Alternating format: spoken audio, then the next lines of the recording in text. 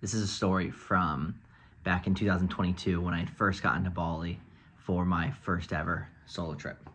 So I'd only been solo traveling for 4 days, 3 days, something like that.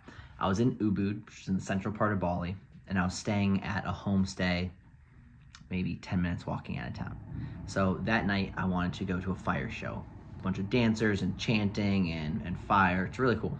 It's starting to get dark and I'm making my way into town, the one road that goes into town, and there's dogs that just roam everywhere, and typically they're small, like nothing you really have to worry about. Little yippy, but all bark, no bite. I'm walking into town and I see a big dog, probably, I don't know, 30, 40 pounds, enough that they could do some damage. I don't have rabies shots or anything like that, so I don't want to get bit by this dog. So this dog is not letting me pass.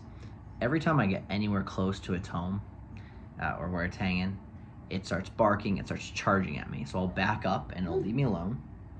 And then as soon as I try passing again, it barks and it charges at me. So I'm like, oh, what am I gonna do? I'm looking at the clock and it's getting close to show time. I don't want to be late, but I don't know how to get into town without risking getting attacked by this dog because it comes up really close. Close enough that I keep yelling at it back. It comes up, row, row, row, row, row. And I'm like, hey, back up. Like I'm yelling at it. So I catch the attention of this local kid because this 6, 7, 8-year-old, no shirt, no shoes, comes running out, beelines it for the dog, waving his arms, screaming, backs the dog up. And at this point now, I'm concerned for this kid. I'm like, do you know that dog? Not that he understands me, but he just looks over his shoulder. He's basically like, go, go, go, So I'm like, all right, thanks. I'm making this show on time. It's phenomenal. I just got my life saved as far as I was concerned by this, at least my night saved by this little 7-year-old kid. But the Bali dog woes didn't end there. A couple days later, my friend Hunter ended up in the hospital, which is a different story entirely. But I stuck with him that first night until he was going to bed. I was sure that he was cleared for surgery in the morning. And so I left maybe 3 a.m., 4 a.m. I had rode with him in the ambulance. The area of town we've been staying in, there were taxis and motorbikes everywhere, really easy to catch a ride, so I figured I'd be able to walk right out of the hospital and do the same. So I walk out, I leave the hospital, and there's no one around. These streets are desolate. The only thing that's around are barking dogs. I realize I'm gonna have to walk. It's about 3 miles, which wouldn't be the end of the world, except I'm starting to get the feel that this isn't the best area of town, and my phone is also on, like I said, 4% or something like that, and so that's gonna die. So I'm walking along, and I see a group of dogs, and now I know I don't like the dogs in Bali at this point. And I'm just kind of hanging back because they're eyeing me, and finally, just out of some random house to my right, I see some guy very clearly hammered stumble out of the doorway, and he starts trying to get his bike started, this rickety old dirt bike looking thing.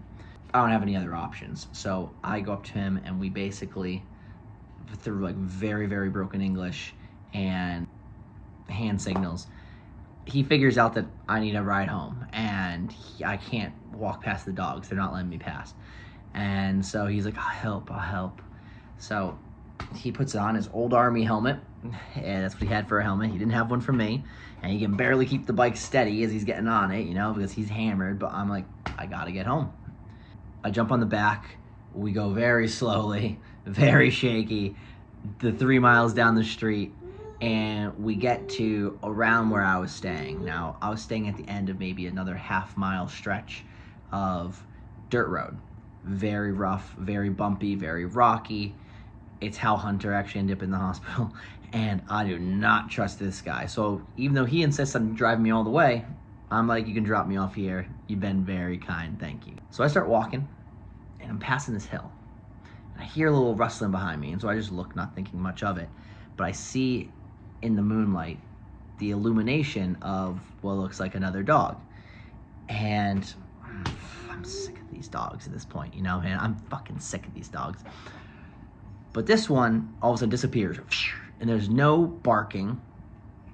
It just starts beelining it for me. Luckily, it was probably at least a few hundred feet away at the top of this hill. And so I just turn around and I start hauling ass down the road. I pick up a stick, I'm hauling ass. I honestly have no idea if the dog was even chasing me, but in my head, after the interactions I've already had, I'm like, it's gonna kill me. And about halfway down the road, there's the one, besides the hostel I was staying at the end, there's one other hostel or restaurant, whatever it was, one little building with one light bulb hanging that hangs on the outside of the door. And so it's illuminating this little area, and there's two local guys smoking cigarettes as I come bursting out of the darkness. Dog! Ah! And they're both like, whoa, because they don't know what the fuck the deal is. It's 3 a.m., 4 a.m., whatever. And I'm like, there was a dog chasing me, blah, blah, blah. And they both kind of look back and behind me, and they don't see anything. They're like, no dog. That's all they say, no dog. And I'm like, no dog. And so they start pointing and laughing at me. You stupid fucking tourist. But I made it home okay. That's how I survived 3 dog attacks by means of a young boy and some sheer luck and old drunken local man.